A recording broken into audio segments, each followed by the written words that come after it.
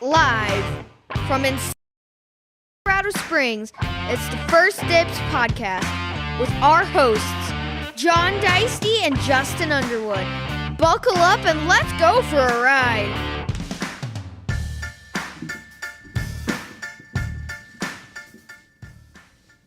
Remember when we used to play music? I do. That was kind of nice because it gave us a little more time to prepare our notes. Right. And make sure that things were working. Yeah. Because we could be broadcasting to the abyss right now. But don't worry, I'm zooming in. Okay, good. I think it's working. Oh, it says an error occurred. We'll That's right. refresh that. That'll be see fine. what happens. Let's just pretend that everything's okay. So, welcome back. First Dibs podcast, live inside Porsche Colorado Springs. The camera angles are not right. Seriously, look at you. Spin over and look at the camera a little bit more, and I'll maybe scoot forward. Look at this is awful. No, this is fine. It's like we're in a living room. Yeah, but it's not correct. All right. No more dinner until we're going to set up before we eat dinner next time. Yeah, that makes sense. It's Friday, May 9th. Which dinner, by the way, I was about to say that. Thank you to our parts department for dinner tonight. love it. They thanked me for being so awesome with a gift card to the Mackenzie's Chop House. Yeah, And it was delicious. It was very nice. I agree. They make a Mornay sauce that they can put on their potato. I think it's called Mornay. It's like a cheesy bechamel. Wow. And a bechamel is one of the mother sauces. How do you spell that? I could probably make it. I probably couldn't. I probably couldn't spell it. Yeah. But you start with a roux, which is melted butter, and then you like toast flour in it. And then once that's done, you add milk, Okay. and that's a bechamel, which is That sounds like the beginnings of a wonderful biscuits and gravy. that's about right. Yep, Throw exactly. some sausage in there. Yep. Or rather than using the butter, you could just use the sausage gravy. Right. You could use the Sausage fat. fat. Yeah, and make your roux out of that. That'll So be, in the world of cars, we do need a cooking show. I think that'd go over pretty well. It would go over well. People would enjoy us trying to cook. We would need a producer, yeah. and some probably like ceiling mounted microphones. Speaking of producer, whatever happened to? We were going to recruit Lewis to do the producer. Yeah, I know he's been busy, but it's almost summer break, Oh, awesome. so I can probably bring him in on Fridays, and we Nice. can put him to work. Yeah. doing stuff. I like it. Maybe he can do car reviews for us. That'd be good. This is the inside of a Cayenne. I'm sitting in back, and I got lots of leg room. Right. Pretty great. Yeah, in a heated seat. Yeah. What is in the world of business here? New stuff. Oh, congratulations, by the way. So the local guy that came in just today, he was listening to the podcast and paused it to call you. That was a success. That's a That success. was a success. That is a First Dibs success. Yeah, we should come up with a name for it. We should. Besides First Dibs success. First Dibs. But what are they getting? The mahogany Taycan Turbo S. What an amazing car. Yeah, It is. we went to drive it. It's just stupid. It's awesome. Yeah. When you pulled up, right? Because you told him, I'll pull up next to the door. Yeah. We'll take it out. Yep. Yeah. Seeing that car pull up by the door. Oh my. It's like brown gosh. gold.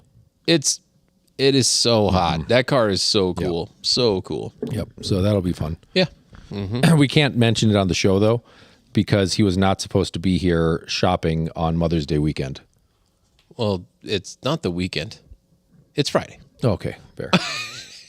Tomorrow is the weekend. That's cool. Other businesses, let's see. I can't think of any cars that came in on trade. We talked about the X4 last week. X4, I think. Talked about the G63. Yeah. We've got some more stuff coming in. Yes. A couple Ferraris. I don't think we've teased those yet. No, I believe the really crazy one it will be here as early as tomorrow. Yep. Miami Vice with bifocals.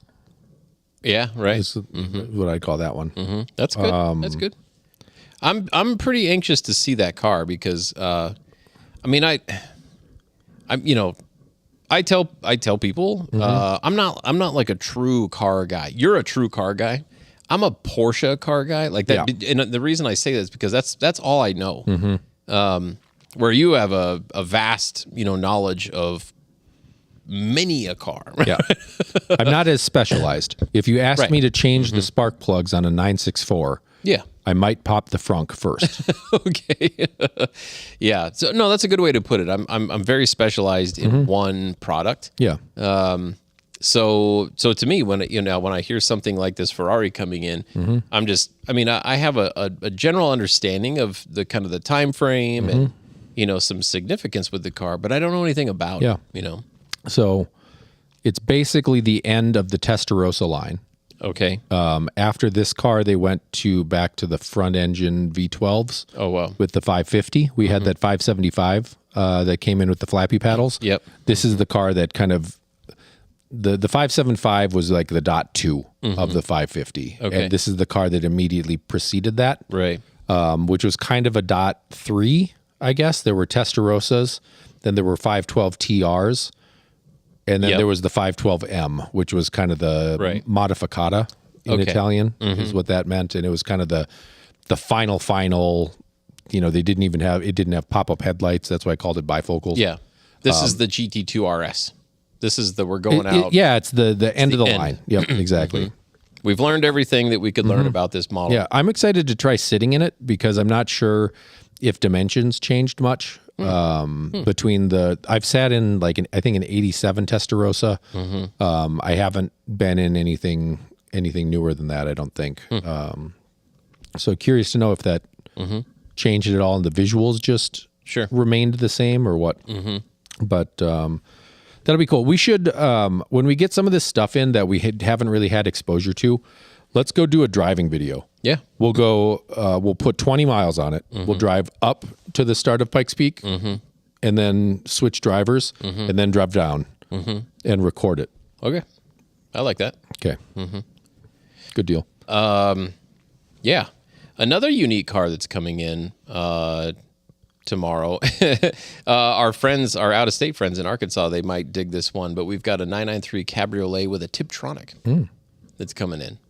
There you go. We've only had one other of those cars before, and it was cool. I mean, it was unique. That car came to us. The first one came to us from a guy in Texas, and it had some good documentation. But this one, I understand, has like a binder of stuff that we're going to get, sent to us. But that's a pretty unique car. I mean, if you go look for an automatic transmission 993 Cabriolet, there's not a lot of them out there.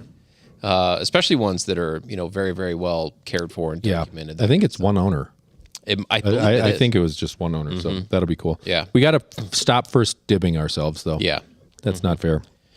Brian and Sherry are friends with the Aston and the purple Oh, yeah. Yeah, 3RS. for sure. They're watching live for the first Nice. time. So they say hey, hello. welcome. Yeah, that's awesome. Welcome to the party. Yeah. I love those guys. I know. They're super fun. Yep. Hey, we still have a 2014 Ruby Red metallic Turbo S. I know that's a car that they like. We should send it to them. Let's send the old guys Just drop it off. Drop it off. with Yep. the old guy. Yeah.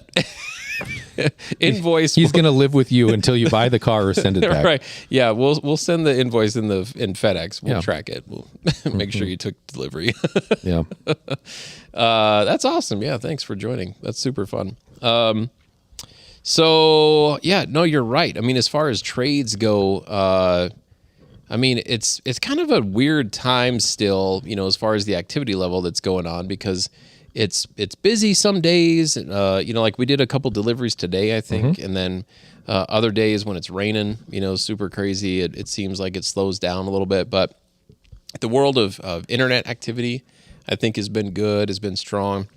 Phones have been ringing. Sounds like a lot of people applying for a position. Yes, that has been happening. I think there's been it seems like there's a lot of trades coming in, like consolidation. Yeah, right. 2 for 1ing a car, or three into one, or something like that. So Yeah. should have some interesting stuff. We're going to find out tomorrow about a few of those things. There you go. So, I mean, for people out there that are looking to change, whether it's into a Cayenne or a Macan, if you've got a Jeep, I see that coming up in some leads as far as asking if we take cars in on trade. That does seem like a weird question. I mean, well, maybe to us it seems like, but I guess Tesla doesn't. yeah, when I think about So- it, there are dealers out there that don't have a used car operation. They only do new cars. And so for them to take a car in on trade, it what they do is they get a buy bid or whatever it might be, or they have some other line at the auction, something like that goes straight to it, which I think is pretty fascinating, that some places still operate that way. But so I guess, it's a logical question if it's, someone that's not here, Yeah. locally. But just we take anything in on trade, right? Like we've had, what was it? A number of years ago, we had it was a guy that brought a Volvo in. I forget what kind of Volvo it was. Small sedan, and it had probably 170,000 miles on it, and says, hey, would you guys take this in on trade? Yeah, sure. It's not really worth much, but we're an easy way to get rid of the car, right? Yeah. And I forget how that really happened. We did get the car, but even the dad admitted, he said, oh yeah, no, this car has been through 4 teenage boys. He says, whatever I can get for it. That was a manual transmission S60R. That's right. That That's was a right. great car. It was a cool It car. really was. Like Yeah. that in a wagon, I probably would be driving. Right. Just those are the jam. Yeah. Did the Spaceball shifter. Oh, that's right. Yeah. I do remember that. Yeah, I do remember that. And then 6-speed manual. It was the transverse mounted 5-speed that actually, there's not, sorry, 5-speed, 5-cylinder. And I believe Porsche was instrumental in the design of that engine with Volvo. So for a long time, Volvo had done the red blocks, is what they called them. It was like a 2.1 or a 2.3 liter turbocharged 4-cylinder. Not all of them were turbocharged, but the good ones were. Then they made some 16-valve versions. Okay. They partnered with Renault and Peugeot on the PRV6. Wow. That also made it into cars. Is that where the PR came from? Yeah. Yep. Peugeot, Renault. Yep. And then V for Volvo. Okay. Yep. Those, I think those ended up in like an Eagle of some kind. Also, Really? Yeah, not the Talon. That was the small one, but I don't know. But yeah, there was a 3.2 liter Eagle motor. I think that was actually the PRV6. In Volvos, it was only a 2.8. Really? All true. All of this is true. Wow. If somebody wants to fact check me, let's go with 150 horsepower Wow. from a 2.8. Yeah. In 1988. Sure. I don't know if that's a lot or a little. No, that's still a little. Its emissions are still getting figured out. Yep. All that kind of stuff. So yeah, and then after those cars, they created a modular 4, 5, and 6-cylinder, initially debuting in the Volvo 850. A modular. Yep. So pistons, head design, and everything like that. Connecting rods and everything was shared across the range. Same bore and stroke, but they could make it in a 4, a 5, or a 6-cylinder version. Yeah. Okay. And so it was like same water pump, basically, I think was the idea. And I believe Porsche designed that engine. Oh, wow. That's cool. 188 horsepower in the later cars Right. and 201 in the earlier cars. Oh, wow. They actually changed cams to move the torque curve lower, Sure. which dropped ultimate horsepower. Yeah. And I think that's when OBD1 went to OBD2 is right in that range too. So I don't know if any of the emissions regulations changed any of that, but Yeah. that was the Volvo corner. Here at That's pretty First good. Dibs. Yeah, right. But It is funny how manufacturers do that kind of stuff. It's ingenious. I think it's great. Jaguar did a similar deal where they took their 8-cylinder engines and lopped the back 2 cylinders off to make their 6 cylinders. I think it was for the F-Type. That's pretty recent. Right? Yeah. Stuff like that. And then when you mentioned the cam profile, kind of changing the cam out. The Carrera GT, when the Carrera GT prototype, I want to say that was a 450 car, 450 horse and 450 horsepower, and then the people 450 horse and 450 horsepower. Torque, 450 torque, yeah, right. And then people criticize saying if you're going to sell, a $500,000 car, it needs to be at least 600 horsepower because that's what the Enzo and the SLR McLaren was, right? And so, fine. So it's kind of like that's what they did. It's almost like they just changed the cams, 612 horsepower. What was it? 425 pound-feet of torque or 5? Yeah, But anyway, that's. From the technical side, that's really what it looked like, is they just kind of changed the cam a little bit. And, okay, whatever. If I had a Carrera GT, my license plate would be 350CI. Yeah, 350 cubic inch. 5.7 liter. Yep.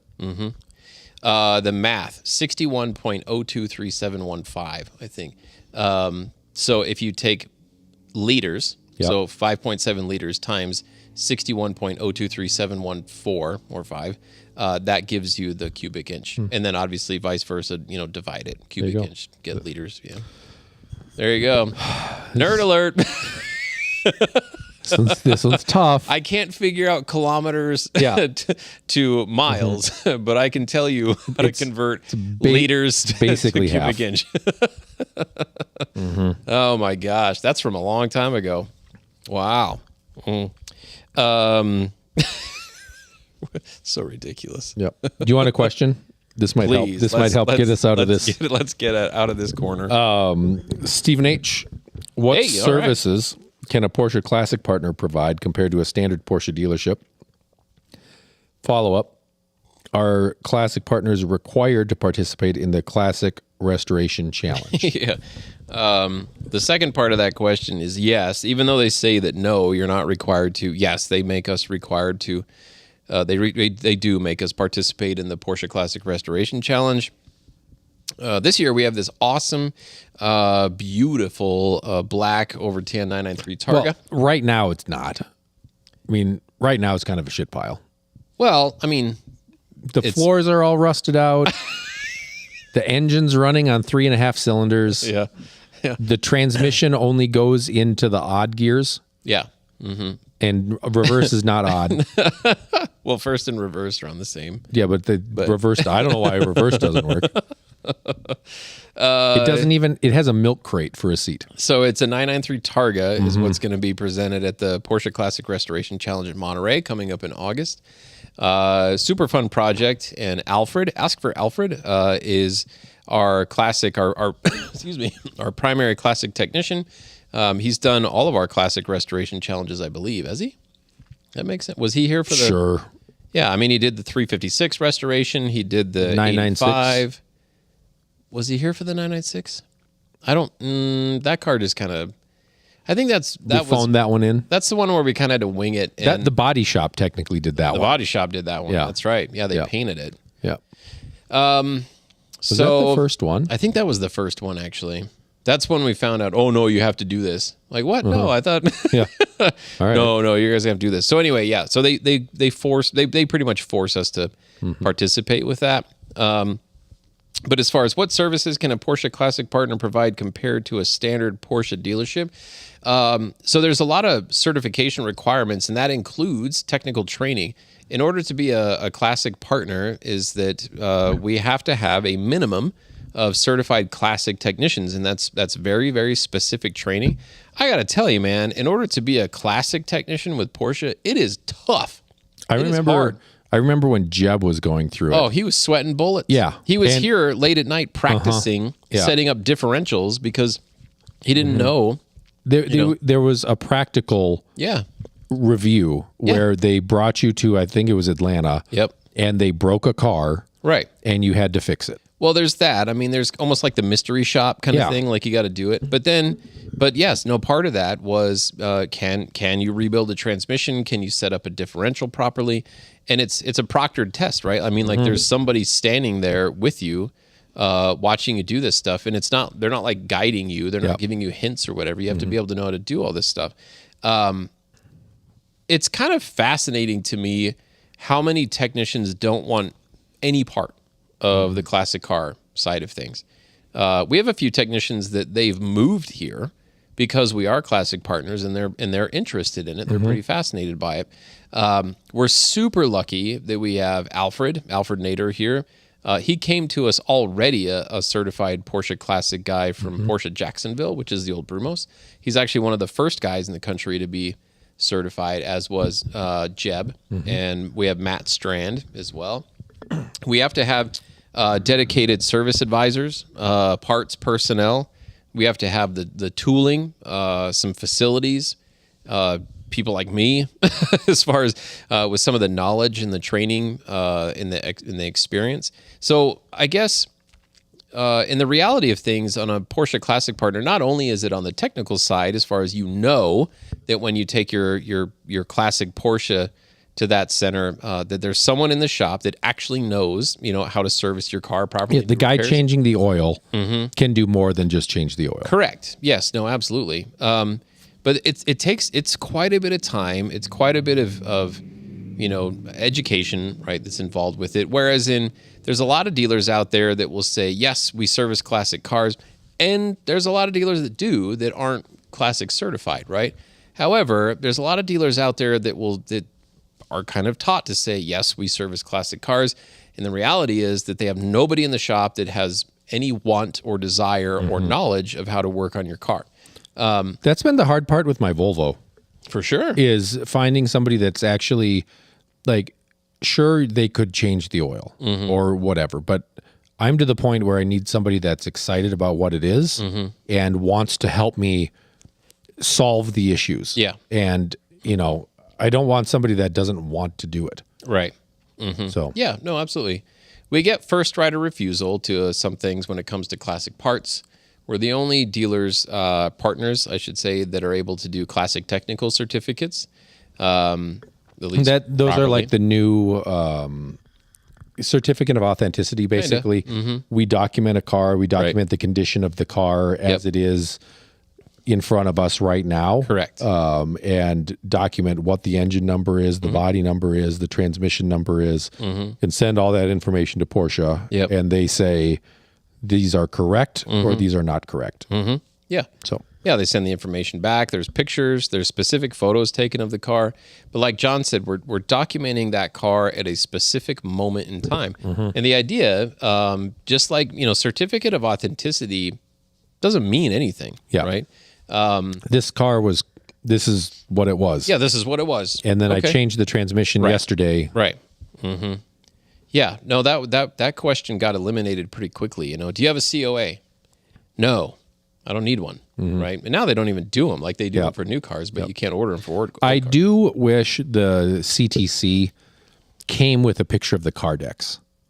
Oh yeah, from Porsche. Yeah, the Porsche has these like little index cards in a basement somewhere. Yeah. That talk about exactly what we're talking about, what the options were for the cars and what the color was and what when it was born and what stuff was there. And they're hand typed, or written, which they did make errors. Yeah, right. And you can see it. That slate gray 68 we have. The client that bought it got the car decks, and they had put the engine number where the transmission number went, right, and then scratched over it and wrote with pencil on top what the actual transmission number was. So initially we were confused and we thought it was wrong, but then when we actually read it, we were like, oh no, the number, that number matches this number. But they just had transposed where they were supposed to be, and they didn't want to make a new piece of paper. Yeah, human error. Yeah. So yeah, that's being a classic partner. So we're super fortunate here where the ownership, right? It's enthusiast driven down, right? I mean the owners of the store, they're Porsche people, right? This is their brand. This is what they really, really love about the car world, and it has a trickle down effect, right? And it's awesome to be able to say that and describe it and actually live it. So that is why, I mean, we were Maybe we should have been the first, kind of and wanted to be the only Porsche Classic partner. Yeah. But anyway, we're in the mix, and I think there's 16 of us now in the States, if I'm not wrong. And the program itself is kind of mildly changing. Actually, 2025, they're referring to it as a pilot year, just because there's some things changing within Porsche as far as the exclusive program, the Sonderwunsch program, which is special wishes, stuff like that, and Porsche Classic. Because if you look out there, you can have a one-off car made by Porsche. Yeah. It's not like everybody can order one, right? I mean, I don't know how many they can do in a year, if they can even complete one car per year. But that is a possibility. If you've got the time. I think we know of 2 that were completed last year. The Targa. And the 993 Speedster that was unveiled at Quail. Right. So, True one-off built by the Porsche factory. yeah, and it's similar in a way to what Singer is doing, but different enough where you can kind of spec it like you were ordering if you had 1989 Carrera, you could bring it to them and tell them to make it whatever was available in 1989. So I think if you wanted a turbo motor, you might be able to wedge a turbo motor in your Carrera. Right. And whatever else. Yeah, because these cars you can register for the road, where like Project Gold, which was the 993 turbo. Yeah. That was a body in white that they found, Right. that they had left over, that they had to make a triple Z in. So in the U.S. it wasn't registerable. Maybe other parts of the world it could have been. I don't think it could be anywhere. That was one of the big deals because it was a continuation of the production line. And there was something about it, and because that was a big thing as far as speculators were saying that car is not going to sell for as much as what some people think because you cannot register that. So I don't know. Yeah. But anyway, no, you're right. I think it's pretty special to have a one-off car from the factory that you could put a license plate on. And you get to work with the Porsche team and the design team to come up with what you want, which I would love that. What would you do? You get a chance. Carrera GT. Okay, fine. Good job. What would I pick? That's a great question, Justin. I think I would do, you can probably guess, a 73 RS. And then I would just I would go to town with them. In what way? I don't know. Was there a hotter motor available in 73 than an RS? No, the turbo wasn't out yet. Yeah, I don't want a turbo engine. I mean, unless there was some kind of a... Like an RSR? Yeah, or like a race engine. That's what I'd do. Yeah, put a 917 engine in there. Yeah, I don't need 12 cylinders, but like maybe a 3-liter, a 3-liter 73 RS. That might be fun. That'd be pretty wild. Maybe they did that. And maybe we could make it like... Yeah, that's very... Yeah, because the SC wasn't far away, and that was the 3-liter, so... Yep. I think the 3-liter Carrera came out a year later. Didn't it? Wasn't there a 74 3-liter Carrera?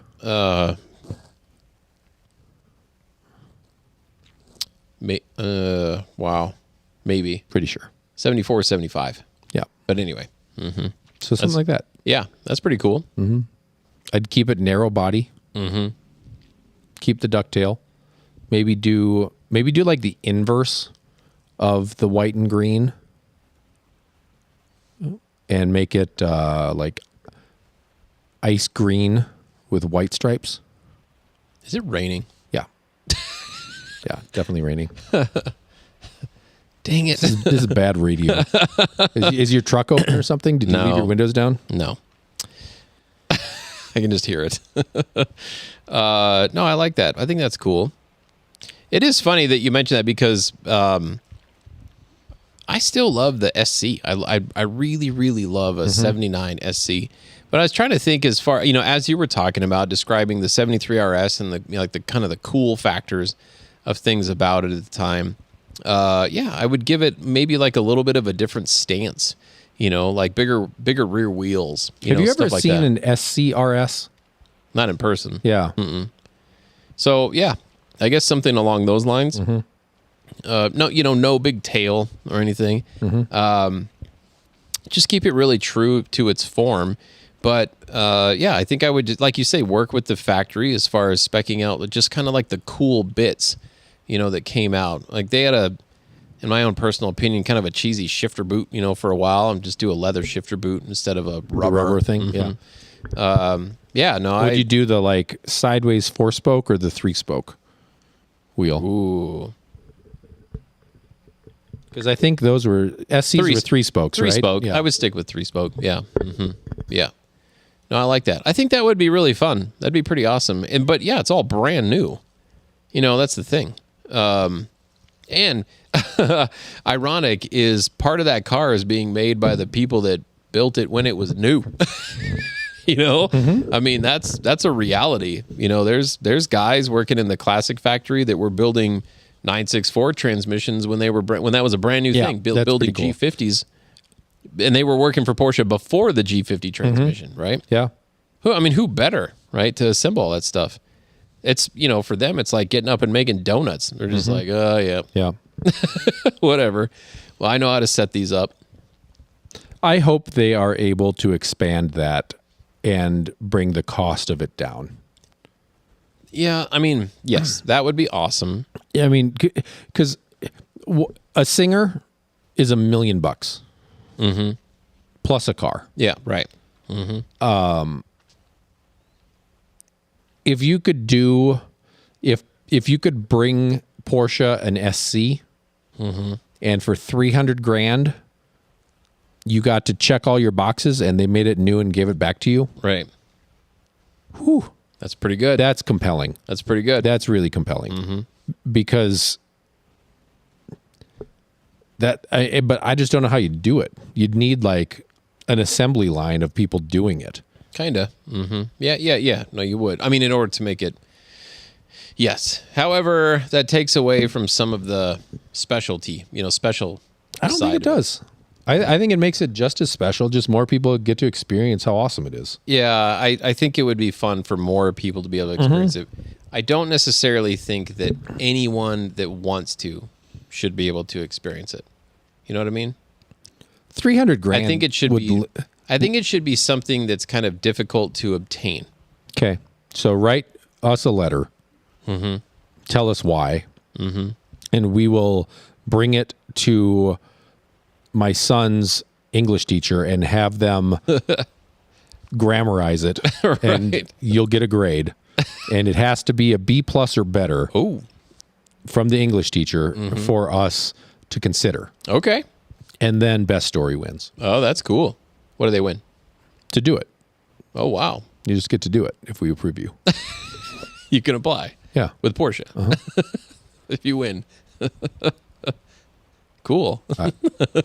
That's a good plan. Yeah. But how great would it be to be able to go on Porsche.us and go to the configuration tool and hit classic. Right. And then say, I have an 82 928 automatic. Right. What can you do? And now you can make it a manual. You can paint it what you want. You can put a Pasha interior in it with deep pile carpets. How great. Just pick all the options. Yeah. Say what you want. Yeah, that's cool. And then just for that person at Porsche to go, why? Yeah. Please inquire. Now we're going to inquire about you. Yeah. I like Brian saying, make a street version of Rexy. Yeah. Man, those cars have gotten some look at this serious thing. traction. Oh, yeah. That's pretty close to it. The Manti car. That's getting closer. The GT3 RS with the full Manti kit. Yeah. You can't see in the total picture there. You can if you're looking really close, you can see that massive fin, that shark fin, that dorsal fin is what I keep calling it. I still pointing out to people, there's no rear window in that car. Should we show people? Yeah. Can you do that? Can you pair up your phone? Maybe. It's pretty amazing. I think so anyway. That's pretty wild. I can't wait for that guy to get in that car and go rip it around just to see. I just appreciate that we've got clients that have those cars like that. There are 200 of that. Yeah. And somebody has been tracking it and put a harness in it and is treating it like a car. Right. And then decided to put the awesome little kit on it. Mm-hmm. And also, yeah, and it's still going to drive the wheels off of it. Mm-hmm. You want to see in my port? No. I'm not showing people that just yet. Let's see. I mean, you could, if you theoretically, in our smaller pre-owned showroom, you could take them around and show them all of our new furniture. You don't have to. It's not a lot. Anyway, all right, so we're scrolling over here. So John is at this GT3 RS. This is the America Heritage edition here. I mean, it's awesome, right? It's an amazing car the way that it is now, but notice the front chin spoiler, much larger. It's got adjustable rods there. You can change the pitch of that front chin spoiler. Obviously, that tow hook, that's part of the Manti kit. There's the factory, that's the stock version, which in comparison, obviously much smaller. You can see the down planes, I think is what they're called, on the front bumper as well. Those two black strips that are, right around that green stripe there. And then even just behind that, the guards that are part of the front chin spoiler, those are part of the Manti kit as well. Much larger than what the original stock factory condition pieces are. John's going to show you here. Look at that. They eliminate, right, that kind of a dish or that plate that's in front there, and replace that with the down planes, making a pretty good difference there. And then, then that back piece. And then we get all the way to the back. Oh my gosh. That piece mounted to the rear wheels for aerodynamics. A little bit of cooling effect there. I mean, those are mounted. That is super rigid. That's extremely solidly mounted to the wheel of the car. The top, the roof, right? They add, I don't know what you call those, but that's another aerodynamic feature that's measured out specifically and extremely well bonded to the roof of the car. Just kind of help keep the thing in a straight line. The massive dorsal fin piece on the back. But look at this. The glass window is gone, right? That's a big giant carbon fiber sheet. The glass is not underneath that. The glass gets removed, and then that carbon fiber panel gets installed just like the glass would. It's bonded in. You can see, there's the difference there. And then obviously that big, dorsal fin piece is missing. Oh yes, the side blades there's John giving you a size of his hand in comparison to the Manti. Look at the mass. So many jokes in my head right now running around, but that is just this huge piece. And then John, if you show him a comparison of they've got the rear diffuser, which is also replaced on it. But while you're there, show him the DRS wing, if you don't mind, on the factory car. The piece that's labeled with the big Porsche. So see, that's one piece that does move. It is a DRS wing, but one solid piece that's right there. And then what he had, the diffuser on the very back of it. And then coming over to the Manti car, see that they split it. So now there's even more aero that flows through that. It still functions as a DRS wing, but there's more airflow running through it to make it even faster, even slipperier, more slippery, I guess, down in the straight line. And then the rear diffuser piece, holy moly. All carbon. I mean, just look how massive those pieces are down at the bottom. I mean, that is a lot of downforce piece going on that car. Just amazing stuff that they're doing. And they don't do anything with power, right? They only do, what is it? It's aerodynamics and suspension. They don't do anything with exhaust. They don't do anything with intake. They don't do anything with tuning. It's slippery and go fast. It's 30% more downforce. Wow. So it goes from like 1,900 pounds to 2,200 pounds of downforce or something like that. Mm-hmm. To the point where they have to put in 30% stiffer springs. Right. To compensate. Mm-hmm. All new shocks. We talked about it, I think, last time we talked about the MR cars. Excuse me. What I think is awesome is the standard car is amazing. Yes. And its shock has one connection point Right. that you're controlling with all your knobs. This one has 3. Right. So there's like Right. 3 times more data and inputs going into that Yeah. than there is on the normal one. Yeah. Well, and Brian. That's got to be better. Yeah, no. Brian that's watching, he actually gets the aerodynamics Oh yeah, side of this. yeah. No, he gets it for sure. Yeah. Right. Yep. No, the Manti kit is awesome. It's quite amazing to see it in person, to see it Yeah. in real life. So this car, it's not our car. This is a client's car, but it's here for the weekend. It doesn't go away until next week because I think he's traveling. So if you're in town and you want to see one of these things in person before it goes away, it's not like we can. You're not going to get in it, go for a drive or whatever.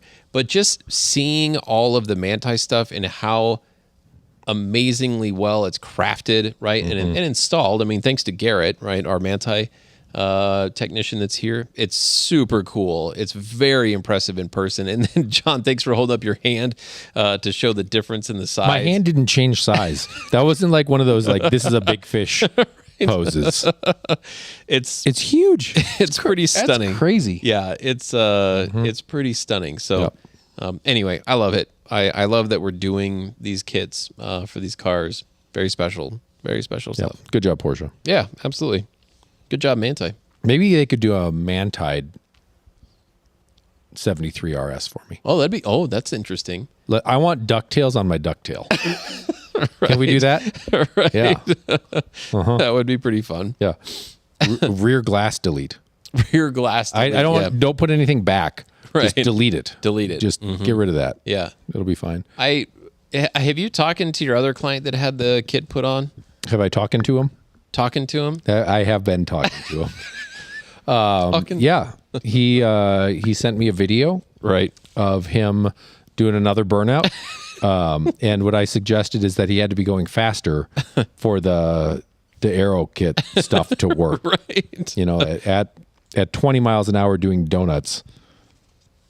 It's still really cool, but it's not helping you. Right. But has he mentioned anything about not being able to see out of the rear glass anymore? I mentioned it's dark. Yeah. Yeah, it's dark. It's a little darker in there. I mean, that's probably 40% of the glass of the car. Right. Maybe not quite that much, but And there's still a rear view mirror inside. oh, good point. You could delete that. You could take that out. Save some weight. Yeah. I mean, that thing's at least a pound. We just made $1 million. $100,000 mirror delete kit. Right? Yes. I mean, what do you need it for? You use your side mirrors, obviously. Yeah. But there's no use for the interior rear view mirror at all. Maybe so you can see the rear seat passenger. Sure. Yeah. In your car with no rear seats. But anyway, super cool. So thanks again, Manti. Thank you, Garrett. Yeah, for being part of that. That's awesome. All right. We got 1 month-ish until the 963 Strasza version gets announced. A month? I thought it was this month. It's June. This is May. Oh, you're right. It's June. Yeah. And it's probably end of June. It's probably at the hill climb. yes. It's going to be June 18th at our party. Yes. at Porsche Colorado It is. Springs Exactly. is when they're announcing this car. Most likely true. But let's do some prediction for the next 13 minutes or less. That's how much And- time we have left. Yeah. Yes. Okay. Tell me what you think it is. The Strasza version, the Yeah. 963 Strasza version. Let's start with It's a hybrid. okay. Let's start with horsepowers. Ooh. Total combined horsepower. Let's play over under, Okay. and you pick, and I'll say over or under. I think it's 886 horsepower. Way over. Total combined. Yeah. Yeah. If you would have said 1100, I still would have said over. Yeah. So what am I going with? 886 horsepower. So 20 less than the 918. Yes. Yeah, that's probably accurate, you idiot. 886 horsepower. Okay. 1,086 pound-feet of torque. Do you know what we're talking about? Do I need to refresh your memory on this race car? No. Okay. All right. Okay. Weight. I'll do the weight and you say over or under. Oh, okay. All right.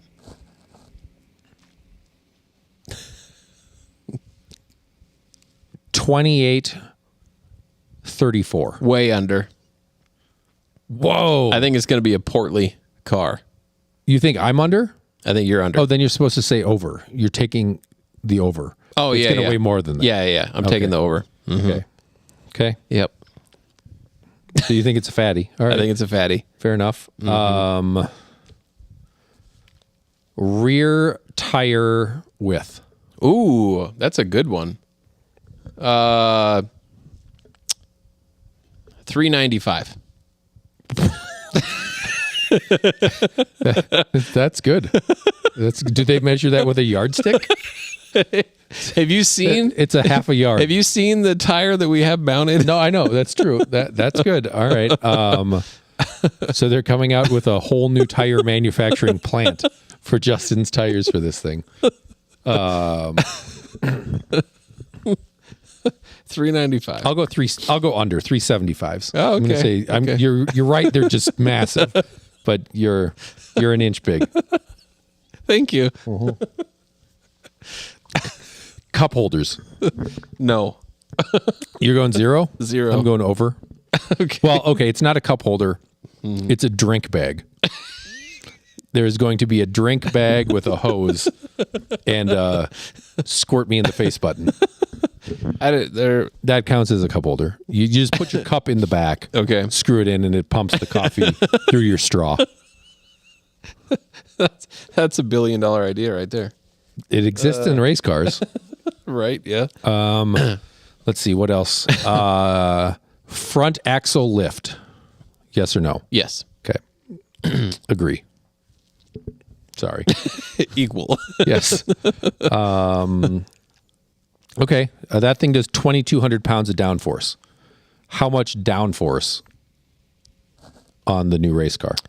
What's the McMurdy or whatever that thing's called? All of it. that has a 0G button. You just push that and it reverses gravity. Right. Yeah. It suctions itself to the ground. The Manti kit has 2,200 pounds. Yeah. At X speed. Yeah. I'm going to say the 963 Strasser version makes 3,600 pounds of downforce. I think you're right there, but I think you're a little high. Okay. So I'm going under. Okay. Under on that one. Price. Oh, this is a good one. Do you want to pick or do you want me to pick? I'll pick. Okay. I'm going to say... Over.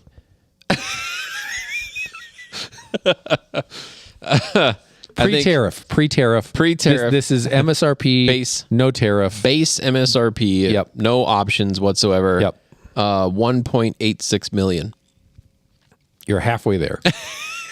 Well, should be. It should be a $5 million car. Yeah. It's going to be 3.39 Wow. to start. Wow. And that's for standard dash. The rubber Yeah, dash. exactly. You want leather or Alcantara? We're up in that. Do you want the Weissach package? Ooh. Oh, yeah. Do you want the Le Mans package? Ooh, that's That's interesting. the next one over. Does that have an extended range fuel tank? Yes, and a passenger seat delete. Oh, wow. Okay. Yep. Right. Or maybe you can put the passenger seat back in it for $1. Like the That's Dodge. very dodgy. Yeah. Yeah. Do you think we would let somebody do that for $1? No. Yeah, me neither. Like, that's a bad idea. Yeah. No, I think that's. Maybe it comes with one seat, Yeah. and you have to add the extra seat for $50,000. Right. Ooh, wow. $50,000. Well, there's a lot of engineering required to add Yeah. a passenger seat. You So gotta, I guess if you get a ride in the car, yeah. you should be very grateful. How about this glove box? No. Disagree. They're going to find a glove box. That's cool.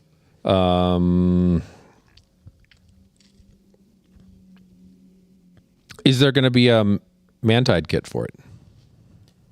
Not for the first 2 years. Okay. All right. How about this? First, so announcement date is at our Pikes Peak party. Yep. We agree on that. And then first deliveries to customers. Ooh. Let's see here. I'm going to say September 13th, 2026. It's tough. A year and 3 months. So it's going to be a model year 27, but delivered right away. Just over. I think it's January of 27. Okay. Yep. Nürburgring time. Ooh. Hold on. Let's get the. Do you want the race car number to base it off of?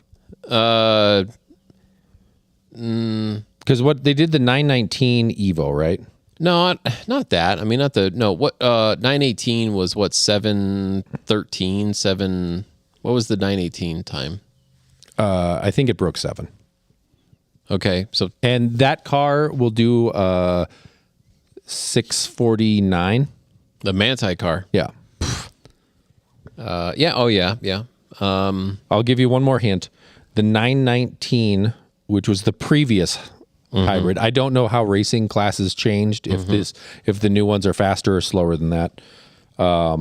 It did in its non-race trim. Okay. The Evo version. It did 520.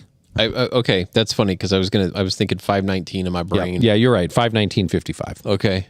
So the Strasser version, Which could have more power. yeah, but Has to have airbags. yeah, I'm gonna say 549. 30-second gap. Okay. And what could you do it in? 15 minutes. Okay. That's pretty good. I do not have the cojones that Bergmeister I'm going to say rows around. I'm going to say under on the Nürburgring time. Wow. Okay. And I'm going to say over on yours. Right. Well, I'm driving my Ranger. No, that's in the 919. Yeah. I don't think the Ranger could do it in 15 minutes, but Brian, the Pikes Peak event is on the Wednesday before the hill climb. So it is June 18th. Wednesday, June 18th. And I will be here working. Oh, wow. Yep. That's wild. I know. Yeah, you always miss out No, on purpose. yeah. I accept my day off, Yeah, you should. but I won't. Yeah, no, that's awesome. Thanks for asking. Yeah, thanks for bringing that up. That's good. June 18th, 963 Strasser version unveiled at Porsche Colorado Springs. Spread the word. Yeah. It's happening. We should have some leaky details by then. Oh yeah. I would think so. I bet you've got friends in high places that already know quite a bit. We asked them. They said, can't talk. Ask again. Okay. We'll keep asking. You're in sales, John. You got to ask until they say stop.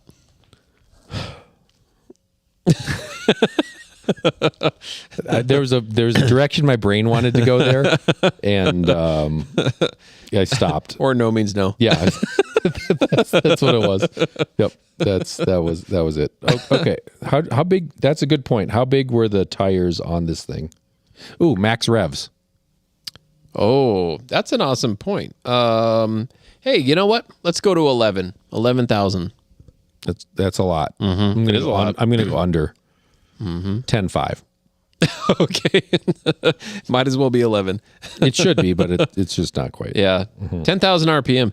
So when I worked in a performance machine shop, Yep. while I was in tech school, one of the tests that the machinist would do, Bud Yancer. Mock Development was the company in Arizona. There was only a couple of us that worked there. It was amazing. What a name for building race car engines. Yeah. Bud Yancer, right? That's good. That's old school. You know, he was probably like a test pilot for NACA He could have been. before NASA existed. Ironic is he did used to work on airplane engines, Yeah, right? for sure. But anyway, I mean, just a genius of a man. But one of the tests that he would do with just about every engine is run it up to 10,000 RPM on the engine dyno. They weren't making power up there, but one of the thought processes was, I mean, if this thing runs at 10,000, it'll keep going, Yeah. right? And I got to tell you, he let a couple of us one time where it was the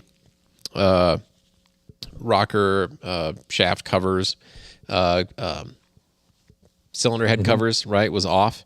And it's a big V8 engine. And we got to stand, which normally you wouldn't do, like stand inside the dyno room, right, with the engine. But anyway, this engine had been tested a couple times before. We knew it would hold together. Is hold a timing light over top of the rocker shafts. And while he's coming up to speed, and when it approaches a certain RPM or whatever, it's obviously just playing light, like changes with your brain or whatever what's happening. So it's like if you're filming a propeller with a camera, Yep. where it's like spinning and then it like stops, and right. then Yes, exactly. it starts to spin backwards. But I kid you not that, and it wasn't actually happening, but yeah, your brain thinks it is that when it gets up really close or at the 10,000 RPM mark, it looks like the rocker shaft and the top of the valve have about a 1/4 inch gap, which that would be floating valves, right? At that point. But you would swear that there was a giant gap between the rocker shaft and the top of the valve, like the spring, right? It was so bizarre. It was so crazy looking at that. Anyway, super fun experience. So hearing a big V8, spin up to 10,000 RPM, wow. It's something, that's for sure. It's a noise that you don't forget. that sounds pretty fun. Oh, I mean, I guess, did we even decide, is this a 6-cylinder, 8-cylinder, or 4-cylinder? It's an 8. Yeah. Okay. Yep. I think the Lamborghini Temerario has a 10,000 RPM turbo V8 hybrid system with 908, I think, horsepower. And if that's already been developed for a street car, I don't know if it fits in the race car, but that might be an easier move than making a 4.6 liter race V8 street legal. Right. I don't know. But yeah, I like it. V8. No, I agree. I think it's a V8. I think the hybrid function will be something that the world is new to. I could see that. I could see something being pulled out where it's like, that's the crazy trick part of the car. So it's a Taycan Turbo GT powertrain that is diesel electric, like a diesel train. Right. Where the V8 just runs at 10 all the time, charging the hybrid battery. Oh, wow. And then all four wheels have 1,000 horsepower motor. Right. And it can just dump 4,000 horsepower for a few seconds, and then it has to recharge. That would be insane. Starts up like a Toyota. Yeah, that would be pretty wild. Could you imagine a V8 engine running at 10,000 RPM all day? Constant. Yeah. It's like a boat. That sounds good. Running at max RPM all day. That's pretty fun. That's fun to think about. Yep. So hopefully we'll get some news, like you say, some leaky information here pretty soon. I think we should. They got to do, you can't just do one little teaser. Yeah. Because that didn't break the internet enough. Right. In my eyes. Like, we didn't get phone calls from people saying, I want to buy that car. Right. So, yeah, I'd like to see the whole movie of that put together. That's a super cool clip on Instagram and all that stuff. The 917 streetcar. yep. I agree. Anyway.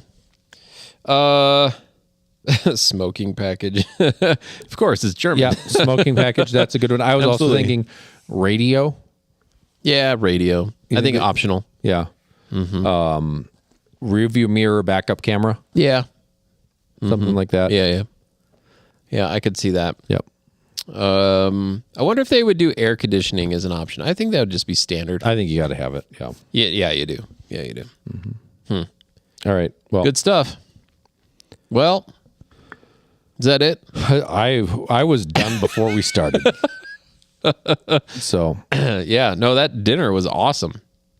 yes. The dinner we had was Yeah. awesome. Thank you to our parts team. Yeah. No, thank you. That parts was, team. that was quite That's nice. super We appreciate generous. that. Next week, we might have 18 cars to talk about. That's right. And we will have driven all of them. Right. 20 miles. Yep. Taking some video. I think that's a good plan. Like and subscribe or something. Please do. Yeah. Yeah, do that. All right. For First Dibs, live from inside Porsche Colorado Springs. Thanks. I'm Justin. Oh, yeah. I'm John. Good night.